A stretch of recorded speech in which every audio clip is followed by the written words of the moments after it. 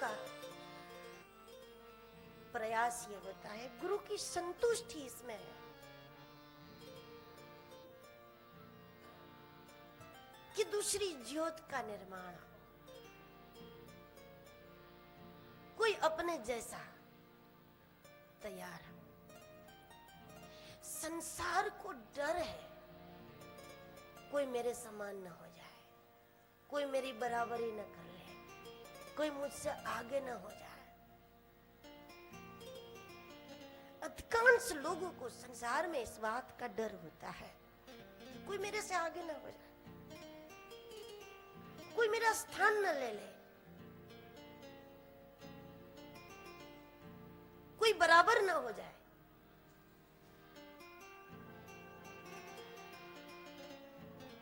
जिस बात का संसार को डर है, गुरु को इसी बात की जल्दी होती है कि जल्दी कोई मेरे जैसा हो जाए, जल्दी कोई मेरे बराबर हो जाए, जल्दी कोई मेरे से आगे हो जाए।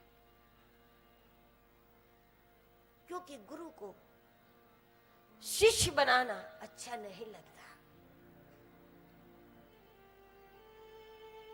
गुरु को अच्छा लगता है अपने जैसा बनाना।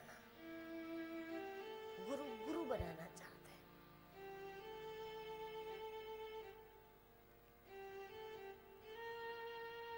नहीं बन सकते, इसके पीछे दो वस्तु मुख्य रूप से है। एक तो शरीर की आवश्यकता है और दूसरी है वृत्ति की विचित्रता। यहाँ पर बहुत कीर्तन होता है, बहुत पाठ होता है ज्ञानेश्वरी का, आप लोग समझ सकते हैं। दो बात हमारे लिए बड़ी विचित्र है, दूर नहीं है। जिस भूमिका की बात हो रही है, जिस स्थिति की बात हो रही है, दूर नहीं है, लेकिन फिर भी दुर्लभ है। गुरु भूमि, गुरु स्थिति, हूबहू ऐसी एक ज्योत, जैसा वैराग उनमें हो वैसी ही चिंगारी, जैसी वो ज्योत है वैसी दूसरी ज्योत, जैसी भावुकता उसमें है वैसी ही भावुकता, वैसी ही धारा।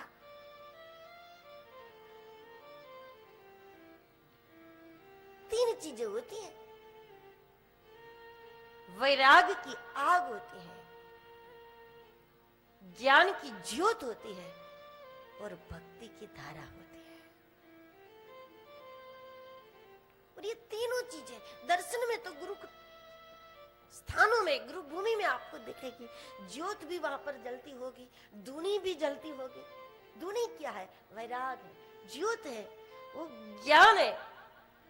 और यहाँ पर जो जलाशय है वो क्या है? धारा है। अरे गुरु भूमि में ये तीन बात है। और हमारे अंतःकरण में, हमारे भीतर भक्ति की धारा आ गई, वैराग की चिंगारी प्रज्वलित हो गई, भीतर धुनी हो गई, ज्ञान की ज्योत प्रज्वलित हो गई, तो कितना अच्छा होगा। कुछ नहीं पढ़ना पड़ेगा आपको। जैसे ही ज्योत प्रज्वलित हो जाएगी ना, तो कुछ नहीं पढ़ना पड़ेगा। लेकिन आप जो कुछ देखोगे, पढ़ोगे, सुनोगे, आपको लगेगा कि ये नया नहीं है। कुछ भी नया नहीं लगेगा आपको, क्योंकि ये गुरु कृपा है। दुनिया का एक भी सुख, एक भी सुविधा, एक भी वैभव, एक भी व्यवस्था, उसमें आप रहोगे, काफी दिनों तक रहोगे, लेकिन फिर भी चिपकोगे नहीं, तो समझ लो कि गुरु कृपा से वैराग हो गया। वैराग का मतलब हम लोगों के लिए ये नहीं समझना है कि कुछ अच्छा खाना नहीं, अच्छा पीना नहीं, अच्छे से रहना नहीं, अच्छा पहनना नहीं। नहीं, वैराग का अर्थ हम लोगों को इस अर्थ में समझना है कि कितनी भी सुविधाओं में कहीं भी रहेंगे, काफी दिनों तक रहेंगे, जय जयकार में रहेंगे, प्रशंसाओं में रहेंगे, लेकिन चिपकाव नहीं होगा, प्रभावित न हो, तो समझ लो गुरु कृपा से चिंगारी शुरू हो गई है। ज्ञान की किसी भी अवस्था की बात आपको ऐसी लगे कि नया नहीं है, अच्छा लगता है लेकिन नया नहीं है, तो ये गुरु कृपा से जियो तो शुरू हो रही है। और भगवान के गुण सुनते ही, भगवान के गुणों की चर्चा सुनते ही उससे प्रेम होता है, तारा प्रकट होती है। तो गुरु कृपा से तारा प्रकट हो रही है।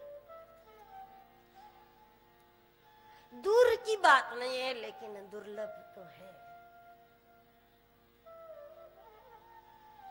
दूर ना हो फिर भी दुर्लभ। इसका कारण है शरीर की आवश्यकताएं और वृत्ति की विचित्रता। जो गुरु भूमि में जाकर भी वृत्ति अपनी विचित्रता नहीं छोड़ती और शरीर अपनी आवश्यकता नहीं छोड़ता। चाहे पंढरपुर जाओ, चाहे आनंदी जाओ, चाहे बद्रीनाथ जाओ, चाहे कहीं भी जाओ, रोटी तो चाहिए, भोजन तो चाहिए। शरीर अपनी आवश्यकता को नहीं छोड़ता। तो शरीर की आवश्यकताएं और उसके साथ वृत्ति की विचित्रता जब जुड़ जाती है तो फिर ये हमारे लिए दुर्लभ हो जाता है। इसलिए समझदार लोग, भजन करने वाले लोग शरीर की आवश्यकताओं की जरूर पूर्ति करते हैं, लेकिन प्रत्येक वस्तु को वो प्रसाद के रूप में स्वीकार करते हैं, ताकि आवश्यकता भी पूरी हो जाती है। लेकिन शारीरिक की आवश्यकता हमको अपनी भूमिका बनाने में कहीं अवरोध नहीं कर रहे। रामचरितमानस में कहा है, तुलसीदास जी ने हर चीज को प्रसाद के रूप में पाया।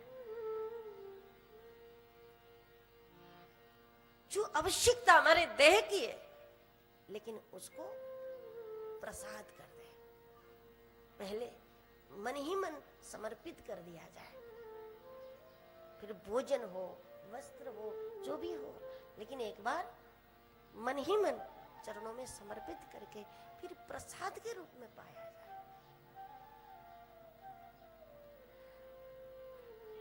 और वृत्ति की विचित्रता वो तो सत्संग के बिना हटेगी नहीं, क्योंकि व्यक्ति अपनी ही विचित्रता के कारण दुखी होता है।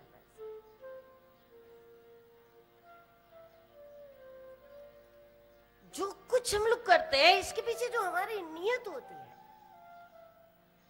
कई बार हम लोग कहते हैं कि बस ये तो दर्शन का भाव, दर्शन का, लेकिन दर्शन का भाव नहीं भी होता, हम घूमने का भी भाव होता है। इसलिए हर बार जब जब हम तीर्थ की कथाओं में गए तो ये बात हम अवश्य कहते हैं कि यहाँ भाव दर्शन का ही हो। अष्टविनायक का दर्शन हम करेंगे और अष्टविनायक का दर्शन करते करते हमारे जीवन में आठों प्रहर विवेक आ जाना चाहिए। आठ गणेश का यही भाव, आठों प्रहर।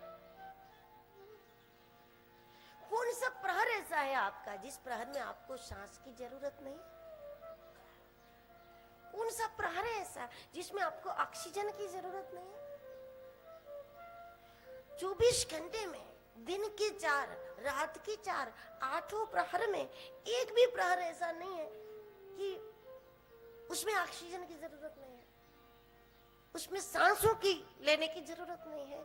उसी प्रकार श्री गणेश के दर्शन से हमें यही प्रयास करना है, आठों गणेश से हमें यही अरज लगानी है कि आठों प्रहर हमारा विवेक जागृत रहे।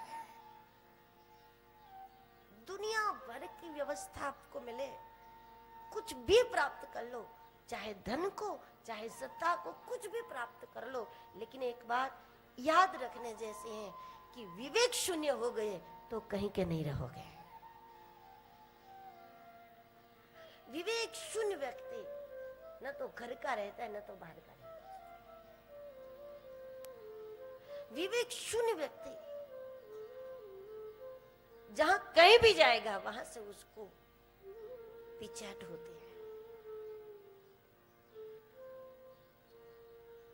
फिर अपना अस्तित्व बनाने के लिए, दुनिया में बहुत लोग हैं जो अपना अस्तित्व बनाने के लिए फिर खर्च करेंगे कि हम बहुत खर्चा कर देंगे और बना लेंगे अपना अस्तित्व, लेकिन विवेक के अभाव में अस्तित्व बना नहीं पाओगे। और यदि बन भी गया 2 दिन तो फिर टिकेगा तो नहीं, किसी भी कीमत में नहीं टिकेगा। संसार ने उसी को माना है जिसने कभी विवेक नहीं छोड़ा।